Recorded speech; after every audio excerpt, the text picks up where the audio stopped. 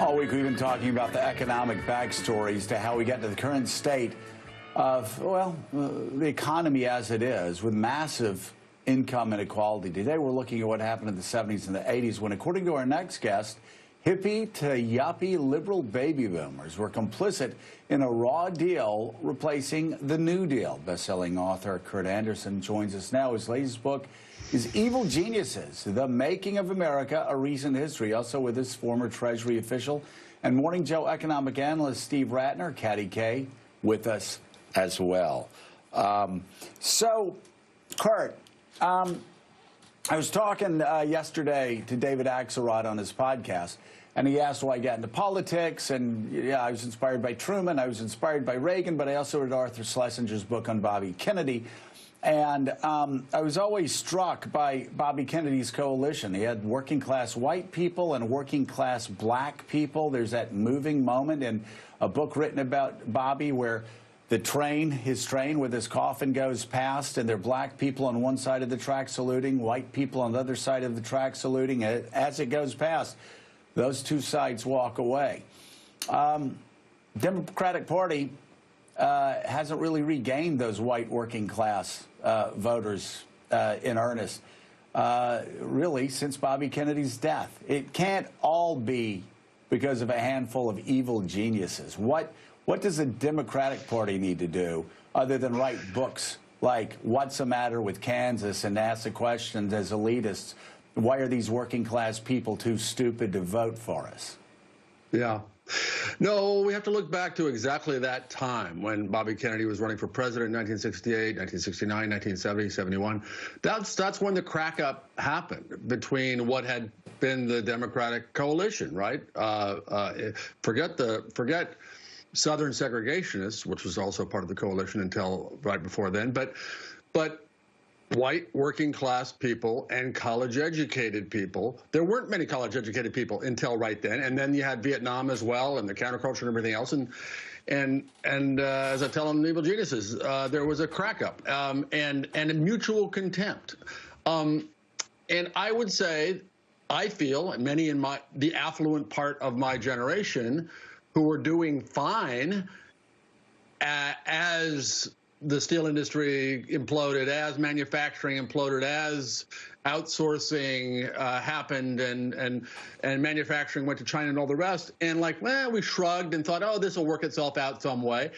And instead of helping to work it out, as happened in the rest of the rich world in the 80s and 90s, we sort of just went along with the right. And Democrats and liberals really economically became no different than Republicans.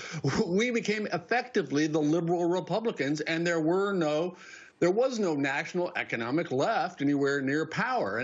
And so all we had as our differentiation was, oh, no, we're better on cultural issues and social issues and racial issues, which is true and different, but not on economics. And so for a lot of voters, as you know, I think they began looking at the two parties in the 90s and said, okay, one of these parties doesn't like the same people I don't like, and otherwise both of them are indifferent to unions, to workers' rights, to giving me a leg up. So I might as well go with the people who don't like me as much. And yeah, I wasn't in politics, but I was certainly I absolutely was complicit.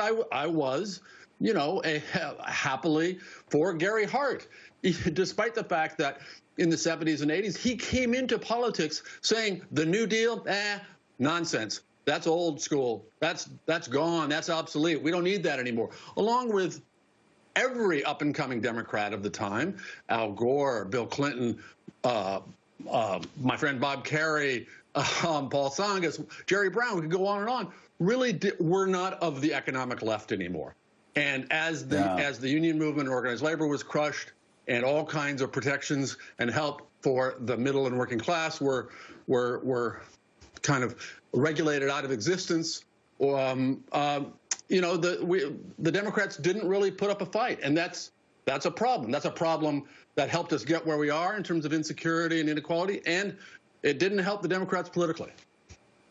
Willie has a question next, but Willie, it's so fascinating that my family again, saved in the Great Depression in part because of FDR and the New Deal. Democrats, their entire lives, turned on the Democratic Party. I think 68, at least my parents did. 68, 69, the craziness of Chicago, Vietnam. You go through the whole thing. Cities burning. But we've gotten to a point now where people who desperately need health care insurance vote against a party that will get them health care insurance.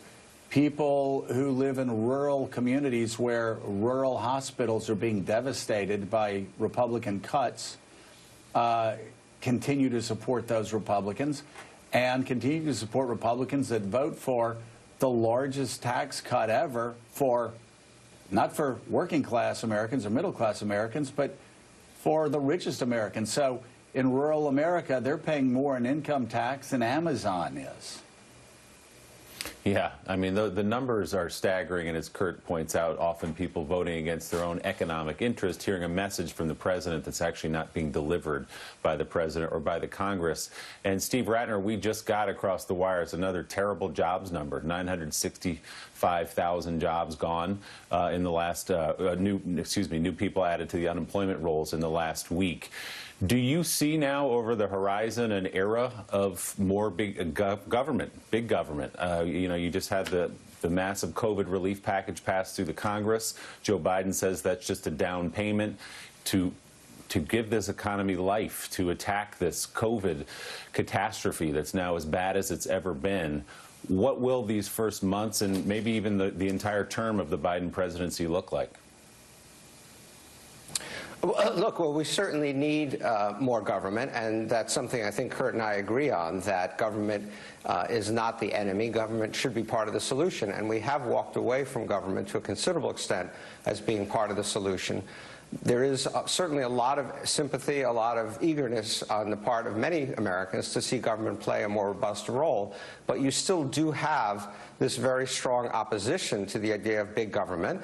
The Republicans are still they may be in a minority, but they're still quite powerful, able to block lots of things, and they are still opposed to big government, except when they're not, when it helps their own interests, but for the most part they are.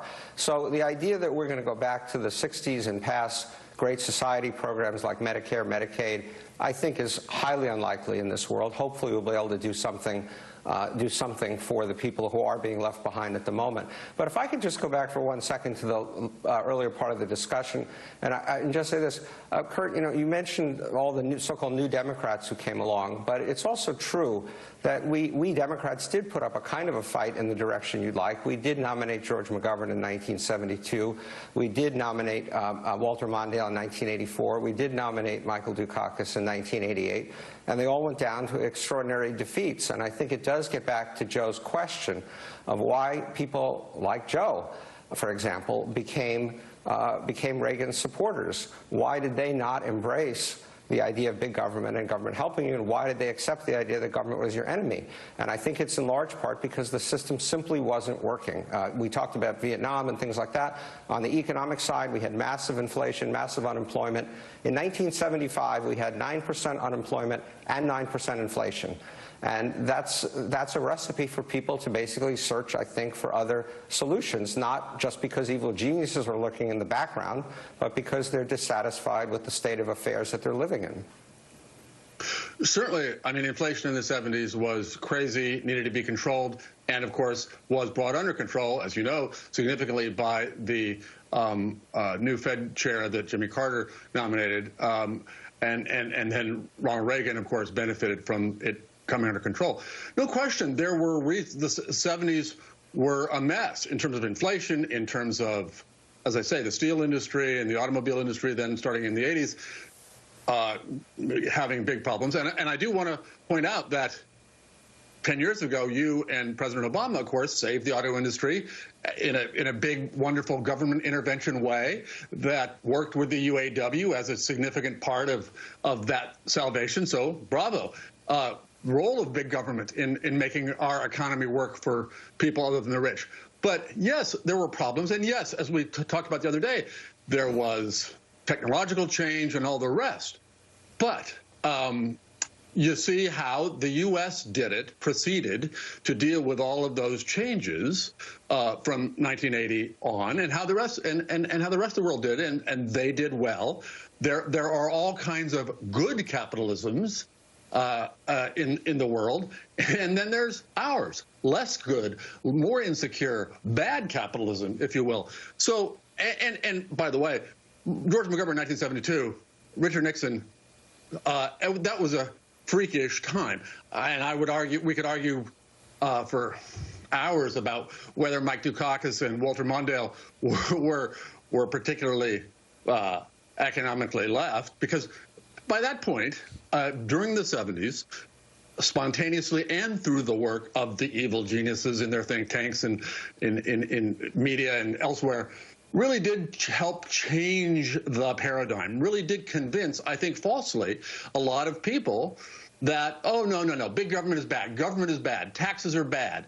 All of those things that allowed the economic right to hoodwink the good people of America to vote against their economic interests. So, and that's sort of how we got here. And then, of course, we just, I remember, again, thinking, oh, this Jesse Jackson stuff in 1988, if we're talking about presidential elections, he was a full-on Elizabeth Warren, Bernie Sanders leftist back then. And I remember thinking, no, that's ridiculous. That can't happen. That will never happen. And as long as Democrats keep saying, well, we can't really present a distinct vision rather than an incrementally softer, slightly nicer version of our hellaciously rough and unfair version of free market capitalism, well, they're never going to get there. And so whatever lies and bigotries the right pulls up to get, 2/3 of white working class men to vote for their candidates, they're going to be able to, as long as there is not a different vision of how to go. The vision that, as we talked about earlier in the week, Donald Trump was selling to them just didn't make good on, didn't act on. Caddy Kay's with us and has a question. Caddy. Kurt, I wonder how much you think that what's happened during COVID might change the dynamic. We have seen in Europe that we've had the German government covering 75% of salaries, and they've now committed to until next August at least. Denmark has done the same kind of thing. And whilst many European countries have been kind of demonized for being socialist in America, that's been the kind of fashion over the last decade or so, I just wonder whether the crisis that COVID has put us into might actually change some of that equation. We found out in the 2016 election that many of the people that voted for Donald Trump were not actually economic conservatives. They wanted to protect social welfare programs. They didn't mind running up deficits. And now that we are in a moment where deficits are kind of back in fashion and social welfare programs may be back in fashion because of COVID, are we going to see some kind of shift here in the state economically? I think it's an absolute opportunity. And I think that we saw a big bipartisan majority in Congress last spring say, yeah, here's $2 trillion, bring it on. The government has a gigantic role to play in terms of intervening in the marketplace. So absolutely. And by the way, I must again and again, as you know, tell Americans, Denmark, Norway, Finland, Sweden, not socialist, among the freest free market economies on the planet. They just happen to have big social welfare states. Yeah. Hey, Kurt, finally, I'm just wondering, you talk, and it's absolutely fascinating, you talk about nostalgia a lot in your book. And I must say, you're a son of you sort of came of age in the 70s. I came of age in the 80s. And I was always resentful of the fact, even though all the music I listened to was sort of before my time, it was 60s music, I was always resentful that baby boomers completely controlled everything we saw in the movies, whether it was The Big Chill or everything we saw in documentaries. There was this incredible nostalgia machine that the baby boomers, you listen to radio today. The Eagles get more play today than they got in the 1970s. And, Don Henley will tell you that. But I want to talk about really quickly at the end this economic nostalgia, which has been a mirage for the past 40 years in this sense. Everybody's looking back economically and asking, why can't it be like it was back in the 1950s? Why, you know why it was that way in the 1950s? Because we won World War II, and about 50% of the world's economic output was in rubble. So, yeah, we had a pretty good 1950s. But as Japan and Germany and some of these other countries in the West came online, the world became more competitive. We opened up to China in the 1970s. The world became more competitive still. There is no way to replicate what we were in the 1950s, and that's what everybody's been trying to do for 50 years. Right. We're not going to have coal mining back. We're not going to have a giant steel-making industry. However, what we can do again, we can be fair again. That's what the New Deal was about. Right. Having, by norms and government rules and laws, have a basic idea that all economic boats rise together. If growth is only 2%, then everybody grows only 2%, not the very top only getting more money out of it. That's what we can change. So growth will slow, growth will increase, and God knows we all want it to increase. But so that it's shared across the board, and that, you know, that's what we can go back to, and which is a kind of first principle that to me the Democrats really just have to hammer a fair America economically. Yeah. All right. Hey, Kurt Andersen, thank you so much for being with us, and we'll have you back on tomorrow because we can't get enough of you. Or this book, Evil Geniuses.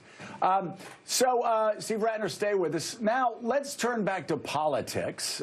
We're hearing from a number of Republicans who are suddenly calling for unity and healing after years of backing the most divisive rhetoric in modern American history.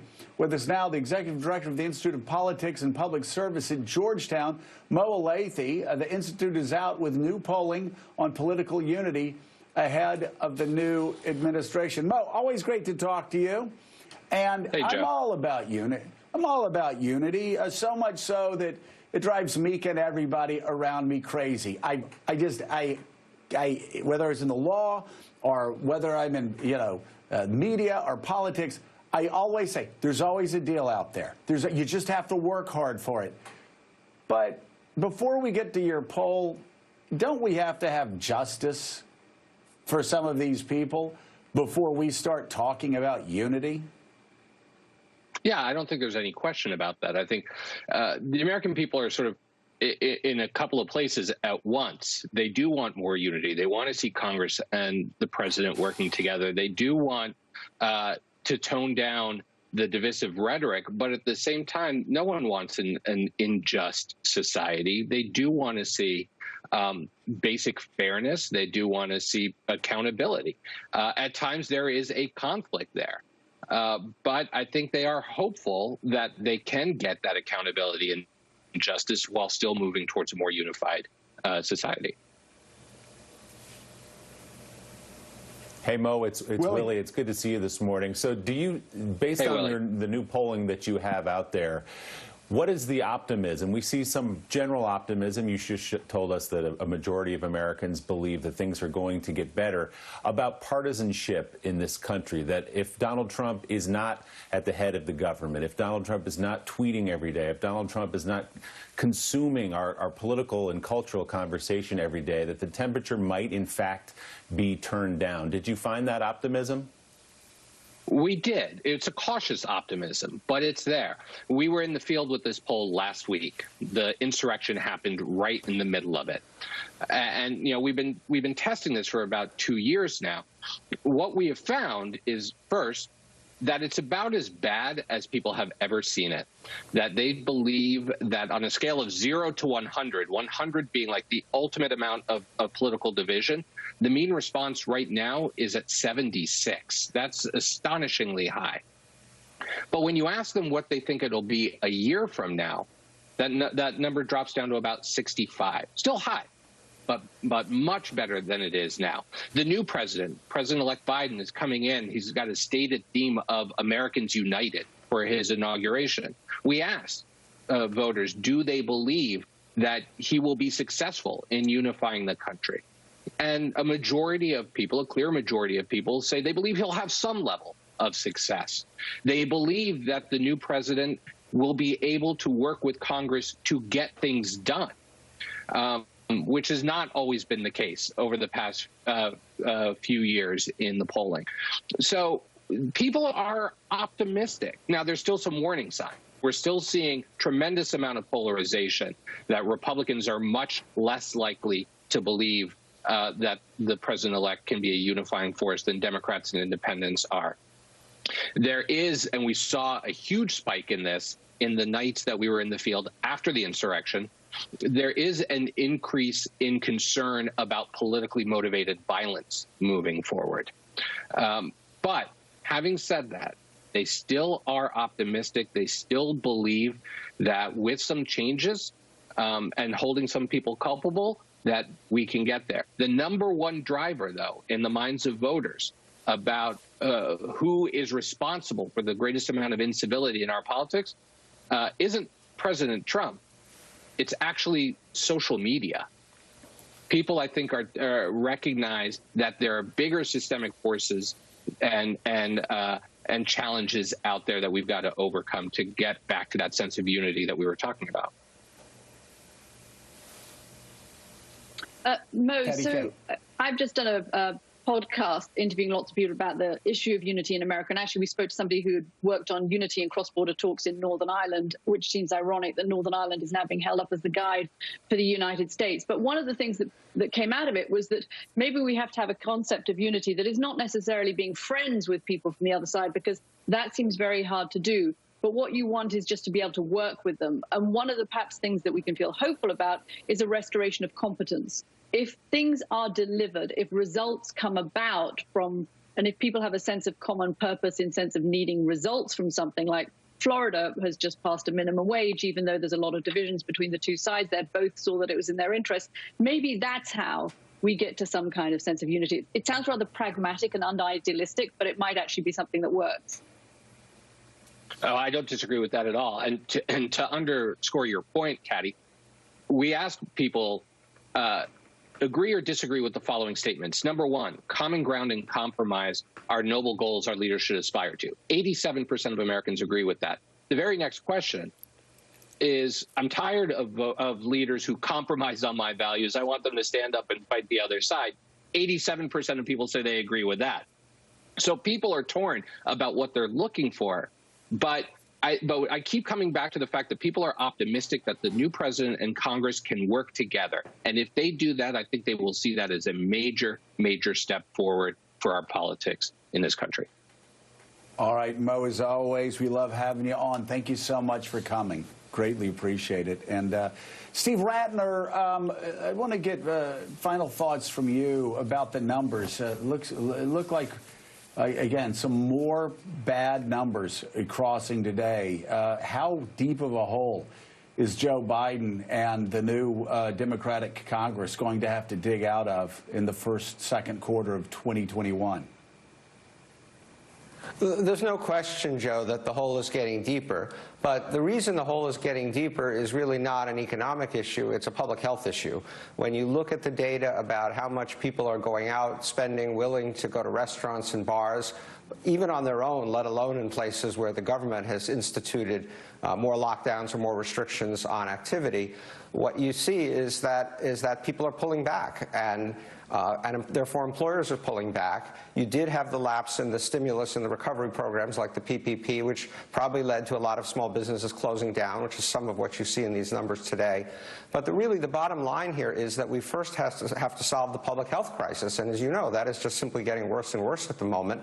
It's a race between the vaccine and these new, more contagious strains of the virus that are coming through this country as well as through Europe. And that's the race that Joe Biden is facing. And then the hole will be deep. We will have a bounce back. There's a lot of money out there in people's pockets that they have not spent during this time. We've put a lot of stimulus into the economy. But there's also a lot of broken glass. And I think, as you may have said, or someone said the other day, when a restaurant shuts down, it doesn't reopen so quickly or so easily. So it's going to be tough. Going to be tough. Hey, really quickly, Willie, final thoughts. Well, Joe Biden in 6 days is going to have a big mountain to climb, as Steve just laid out. But the here and now is getting safely to his inauguration. There's an investigation right now into whether members of Congress were leading people on tours the day before the attack on the Capitol. That's an issue that's been raised by a group of Democrats that's being investigated right now. Some of Republicans refusing to go through metal detectors now will be fined. It's a scary and odd thing to say, but there appears to be some kind of a threat inside the Capitol that they're managing right now. Katty Kay, final thoughts. Yeah, I think there's going to be more on these congressional investigations. I've just had a text in light of our conversation about police officers saying that the new member for Virginia's 5th District, official members of his staff were part of that insurgency, were part of that riot. So a lot of questions still about the role of policemen and about the role of members and potentially veterans too. All right. Thank you, Katty. Thank you, Willie. Before we hand things over, a reminder about some really useful resources over at knowyourvalue.com. Did you know that 46 million Americans have seen their emergency savings wiped out during the pandemic?